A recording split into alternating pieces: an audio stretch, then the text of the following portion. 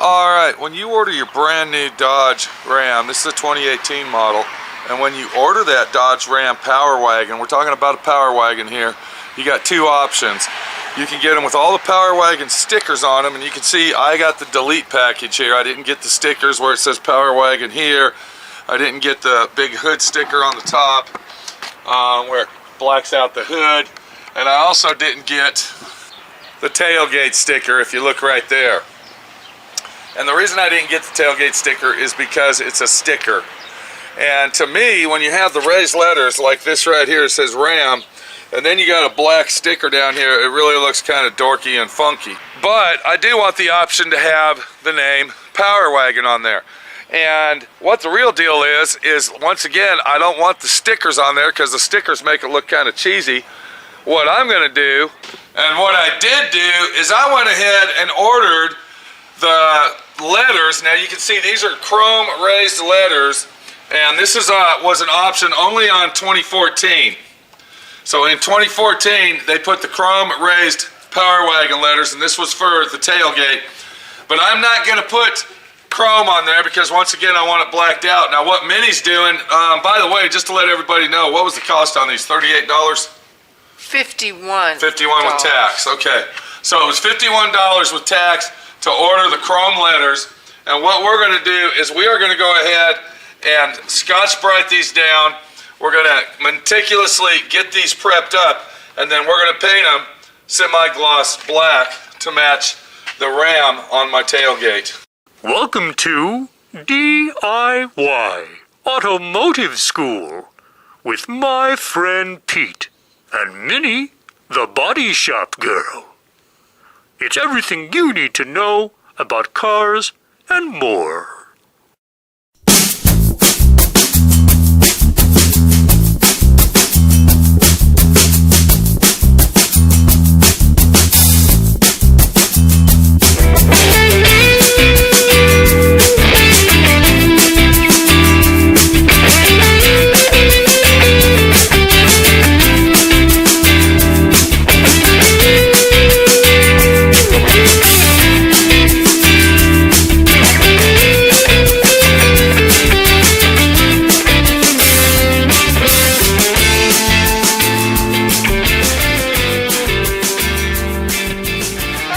So what are you doing right now?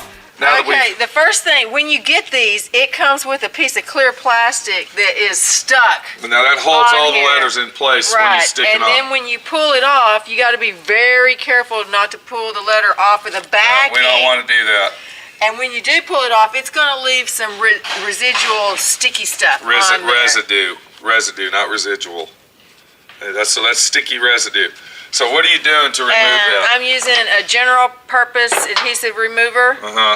Putting a little bit on here because you don't want to douche it down because it'll get under on the backside, and just rub and it comes off. Okay, so we're going to remove all of the residue that's left behind from the sticker, because once again this is 2014 we're looking at, so these are 4 years old. So anyway, back to the situation. What you're doing is removing all the residue from all of the little, and you can see here's some right here, all right, and here's some more right here. And then what are you going to do next after you do that? Can you go ahead and Sure. Give us a test on one of the letters somewhere? I've got a gray Scotch-Brite. What's the difference between a gray and a green and a red? They're finer. Some are more coarse and some are fine. The gray is the finest, I think, and then red and then green, I believe. So we don't want to use a red on there to make sure we can get it really super. Scratches it, no, because you don't want to scratch it. Okay. You just want to scuff it. You want to scuff it down so the paint will stick. Right. So I just cut me a little piece because you don't need a whole. All right. So let's go ahead and work on this. Well, you ain't got all. Yeah, right here, Pete. Okay, go ahead. All right, and just real lightly. Again, holding it because you don't want it to come loose from the backside. Just use your finger. Can you see it doling out as you do it, or? Well, you can definitely see lines on there. Yeah. And that's all you need, because you're just trying to make it so it's not slick. You want the paint to adhere to it. Right. So once you scuff it just that little bit, the paint's going to stick to it. Right. And you don't have to really worry about it. So we got to get all around the edges and everything really good. Do across the top, and then be sure and go around the edges. Because we are going to use some acetone primer on this, which will adhere to the product that we're going to paint. Right, and this chrome scratches, scuffs very easily, so you don't need to just really work Wow. at it. I mean, Okay. just rub it lightly, and that's good enough. All right, so that's basically the procedure you're going to go through. You want to be sure and get inside the little holes too. So it doesn't peel off. Right, because you don't want your paint to peel off after, you know, the first rainstorm or whatever. Right. All right, so yeah, it looks like you got yourself a little job here. I can kind of see the scratches Can you on see there the just scratches? a little bit. I think I'd go over it a little bit more than that, but Okay. I get the idea. So you don't want to use sandpaper on that. No, you don't. Like if we had some 320 or 600 wet or If something. you use sandpaper, then when you spray it, you're going to see little lines. Yeah. You're going to see the scratch Okay. lines. All right. And if you don't mind that, then yeah, go ahead and use it. But I suggest the Scotch-Brite. Okay, so we're going to let Minnie get that all cleaned up, and that's basically the procedure. And then what we're going to do is we're going to put some, what kind of primer is that? Epoxy primer? No. Self-etch primer. We're going to put some self-etch primer on this because it does have a chrome finish on it, and we want to make sure that that primer grabs and bites to the letters, so when we go to wash the truck or whatever, the paint doesn't just flake off. This is not an item that you would use to use a spray can with. When you use spray paint on that item right there, the first 2 or 3 times that you wash that item, what's going to happen is it will, and trust me on this, it will flake off and peel off. So this is not a spray can situation. You basically have to use professional materials to do a professional job to make it last a professionally long time. And that's what's going to take the time, is to do it right. Do it right, because if you're not doing it right, You're not doing it at all. Minnie has scuffed those down. We're ready to put our primer on, and what I got here, I got rubbing alcohol. And when you rub these, you want to be real careful. All we're doing is cleaning the surfaces up, and you see that I'm putting it on my rag very lightly, and I'm just going to go ahead and wipe that off. And all I'm doing is getting rid of the dirt that might have collected, or any grease possibly, or anything of that nature. Another thing I'm doing is I'm checking Minnie's job here, and I see that there's a couple spots. Where did I put my Scotch-Brite? I just had it. I just had that little, here it is. There's a couple little spots on them that looks like she missed. So we'll go back over that and get it. And we're going to paint these semi-gloss black. So we might add a little bit more flattener to them than normal, because the letters that are on there are basically flat black. But we're going to try to match it up the best we can. Alright, the next thing we're going to do is we're going to go ahead and apply our primer to the emblems. And the primer that you need to use to do this is the only primer that will work. It's called self-etch primer. So we're going to take our primer, we're going to mix a little bit up. I'm going to use my touch-up gun to spray these with. We're not going to use our full-blown spray gun, because this is such a small, minute thing that we're doing here that we don't need to get that big gun out. But the real kicker is you got to use the self-etch primer, and I'm going to put that right there. This is the brand we're using today. I don't like to advertise, but this is a very good brand. It's made by PPG. It's called Shopline. It's the Shopline line of paint that they make, and it works very, very well. So we're going to go ahead, and this is a 50-50 mix, 1 quart to 1 quart. And that's all you're going to add to it. You're not going to put no reducer. You're not putting nothing in it. This is called chrome-free etch primer. And what this does, this has an additive in it, such as acid. Okay, it's an acid-type additive that grips. Okay, this is a gripping primer that will penetrate into the chrome plastic and will make it last a very long time. So once again, I'm going to use my touch-up gun for this little job. We're just going to go like that, and you can see it doesn't take much. Now, before we go ahead and spray it, I want to tell everybody this is not a sandable primer. This is a sealer primer. Okay, anything that you use on something before you apply the paint is always considered a primer. That doesn't mean that you sand it. This is a special sealer primer that is applied to a bare metal or bare something, okay, whatever you're painting. And it's a non-sandable primer. That means that this surface is actually paint ready. And what I'm going to do is I'm going to put this on there, and I see one little flaw in it. And I want to make sure that that's not residue. Okay. We don't want any sticker residue on there. But this is basically a sealer that says once I spray this stuff on there, it's ready to go ahead and apply the paint in the clear. So we're going to go ahead and hook up our gun. We're going to adjust our air pressure.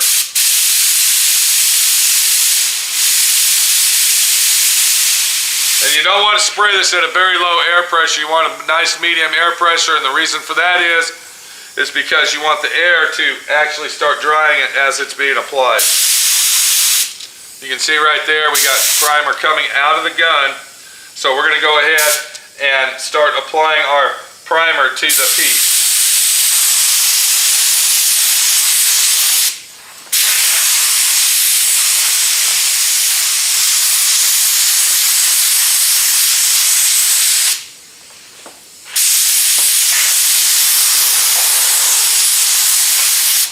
Make sure that you get all edges very, very good. We're going to go ahead and get this section here.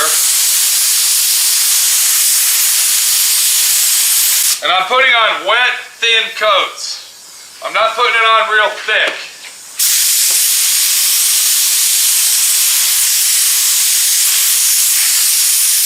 All right, as you can see, we went ahead and applied our self-etch primer, non-sandable primer at that. It's a sealer, special sealer, and what that's going to do, that's going to grip. That's what's going to give us our gripping power and going to make our paint job on these last a very, very long time. The next thing we'll do, once this dries, we're going to let it dry for approximately 30 minutes. We're going to go ahead and apply our paint, let that dry. Then we're going to go ahead and apply our clear. Now, if you look at the Ram emblem on here, you can see that this is basically a flat black. All right, but then once again, if you look into it, you can see my reflection, so it's got just a little bit of a semi-black. We're going to try to mimic that and copy that, so both of the Ram itself and the letters down here will match the same. I will say once again, I could have went ahead and got the stickers, but I believe that the stickers looked very cheap and inexpensive, and on the 2014 Dodge Power Wagon or Ram Power Wagon, they had the raised letters, and that's what we're going with. I'm going flat black with it. I told you that's what I'm doing. You don't want to be on camera. No, I don't. I was looking at it. Okay, get to work, dude. Work on your car. Okay, we still got Garrett over here. He's actually working on one of his road runners. Can we at least get like a little angle of what you're doing out here, bud? You're doing it. Hold on, I can't hear you way over there. What's that? Doing the front end on my 69 Roadrunner. Okay, because you said you didn't want to be on camera. No, not particularly. Okay, all right, no problem. Okay. So are you a Roadrunner guy or are you a Mopar dude? A little bit, yeah. Fender tags and all, huh? Yep. All right, so what are we doing here, guys? Tell everybody what's going on. I've got all of my front suspension Right. and starting to Okay, now is this a sellable car? Is that what you're gonna do when you get it together? Is this a buy and sell, buy it and resell car? Yep. Looks like, did you do this body work or somebody? No, I have. Okay, so that's what you call a hideout. You're hiding that and then probably spraying primer on it and saying, oh, look, we don't see any rust anymore. Is that what's going on there? I have no idea. It's them and the bottoms of the floor pans are like that. All right, looky here, Garrett. I got painting to do. You don't want to be on video? Get back to work, bud. All right, we'll do. All right, how much was this dog? $2 grand. $2,000? Yep. For what we're looking at? This and a bunch of parts. And you'll probably sell this for what, about $5? Yep. Son of a bitch. I'm in the wrong business, guy. Yep. I'm in the wrong business, dude. I can't believe this. I can't believe you and your dad are like magnets to these things. Yep. God, bud. Don't break my socket, dude. I won't, don't worry. That's a 1 1/8 inch, dude. You're not gonna break it, are you? Nope. Okay, please don't. I won't. Okay, it's a snap-on. Okay. It's a big socket, dude. Don't break it. I won't. Okay. Okay, so now that we know what Garrett's doing over here, using my tools, let's go ahead and get some paint mixed up so we can paint our letters. All right, I already got some base coat black mixed up. Once again, this is our trusty shop line. Same thing as DBC, and it works awesome. So I've already got some pre-mixed. I always keep a quart of black around and a quart of white. Those should be the two colors you should always keep. And we just happen to have this already mixed up and ready to roll. And we're going to go ahead and you can see it's ready for paint. Bam, there it is. Let's get this thing in gear and let's get these painted. And I'd like to mention once again, this is base coat, clear coat. This is not a single stage. And what we're going to do is we're going to add some flattener, which is in this can right here. I'm going to show you how to do that, to flatten the clear down to give it that semi-flat look. Okay, we got Garrett out there. We don't have time to stop, so if it gets loud, blame him. I'm going to go ahead and use the same pattern that I did on the sealer that we used, which was our Self-Etch Prime. And I actually let this dry for approximately 35 minutes. Let's go ahead and apply a coat of black paint and see what happens.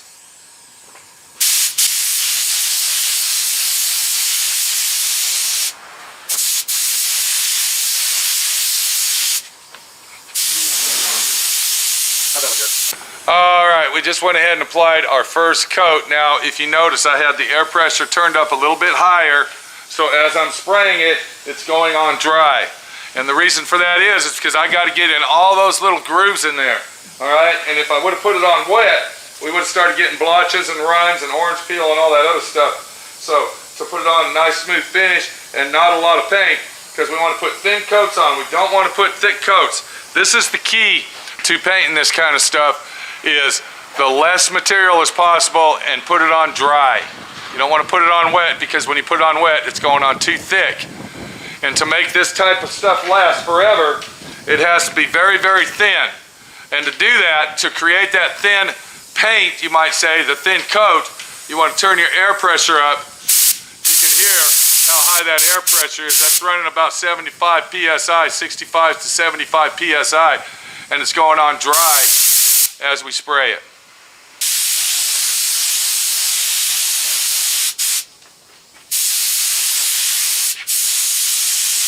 And I want you to pay real close attention. I don't have a safety mask on. The reason I don't is because I'm explaining this to you. And we got a good breeze going through here, so I'm not breathing it. When you do this, you always want to wear your safety equipment. Very, very important.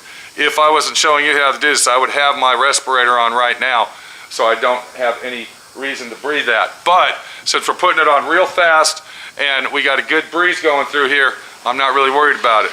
Let me finish this out. I want you to notice the way that I'm spraying this. I'm spraying it this way. And I'm not worried about getting paint on the top of it. That's going to come natural. What I am worried about is getting it in all those little grooves right there. Because we got to make sure that all of the grooves inside everywhere have black paint on them. And when we do the clear, same way. So I'm spraying at an angle like this, and I'm going to come back like this, then I'm going to hit this side right here, and then I'm going to get that side.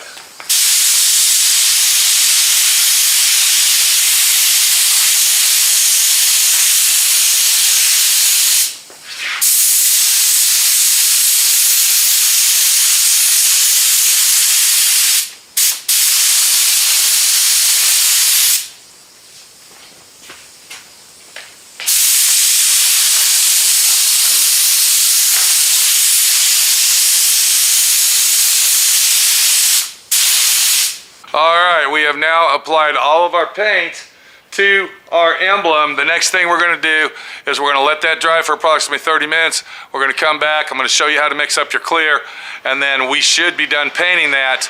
We're going to let it dry for 2 days, 48 hours, so we can put our applique back on there to hold our letters in place so we can attach it to the vehicle.